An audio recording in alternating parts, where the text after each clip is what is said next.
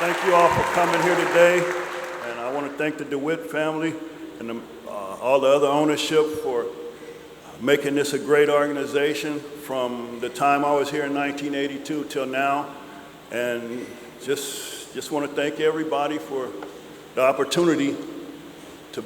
Oh Jesus, this is good. I wish I had a bat in my hand. But anyway, I love you all so. And I want to thank the fans for feeling that I'm worthy of being, a Hall of Famer, Cardinal Hall of Famer. And I also want to thank the ownership again for, oh, Jesus. I'm going to do my original speak. I want to thank my minor league coaches, my little league coaches, Mr. High School, Dennis Abel, Bill Urkula, Little League, Rich Ramirez, Lonnie Lewis, Big Leagues, Whitey Herzog for all he's done for me, the opportunity he gave me to play in the big leagues, and the free reign he gave me to play out there and be myself. Appreciate that, Whitey. Thank you for it. I want to thank Bobby Forsch. I want to thank Bruce Suter. I want to thank Jack Clark. I want to thank Ozzie Smith. I want to thank all the players that have contributed to my career on the field and off the field, by the talks we have. I want to thank Mr. Lou Brock. I would be sitting by my locker with my head down, and Lou would walk through the locker room, and he would just stop by your locker for a minute, and he'd say, hey, it's always the darkest day before the light. And it took me a week to figure out what he was saying. Not really. I knew what it meant. And it took me. But Lou, I thank you for that. Then there's Mr. Bob Gibson. As a rookie coming to the park, walking down the hallway, and there's Bob Gibson. And you hear all the stories about, Gold Glove boxer, Harlem Globetrotter, and about 10 other professions.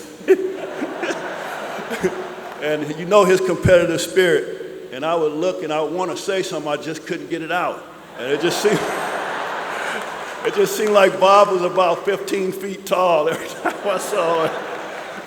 And then the best one was Lou Brock. One day I had my locker right by the coffee machine. And Lou would walk by every day, and I see all these veteran players, getting coffee. And I'm like, wow, that coffee smells good. So Lou came in one day, and I said, Lou, do you drink coffee?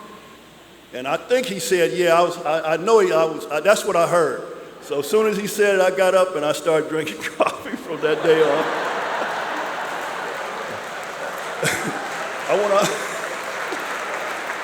I want to also thank the Cardinals organization, which we don't talk about that much as the inside goings on. You got guys like Mr. C.J. Cherry, traveling secretary, who makes our job a lot easier.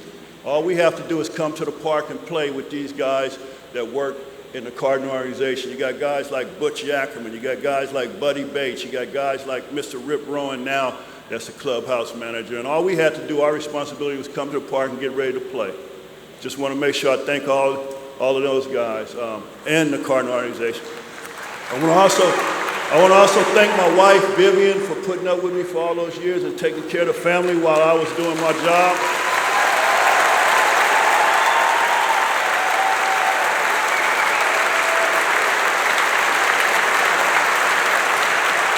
I also want to thank Mr. Ozzie Smith. He didn't have to do what he did when I came up as a rookie. He took me in for a year and a half in his house and took me under his wings and guided me. As a player, he didn't have to do as much as a player. I worked pretty hard to get to where I was at. But as a person and showing me the ropes and making the transition to big league life easy. Also, again, I want to thank the DeWitt family and all the ownership for putting this together, and just thank everybody. Thank you.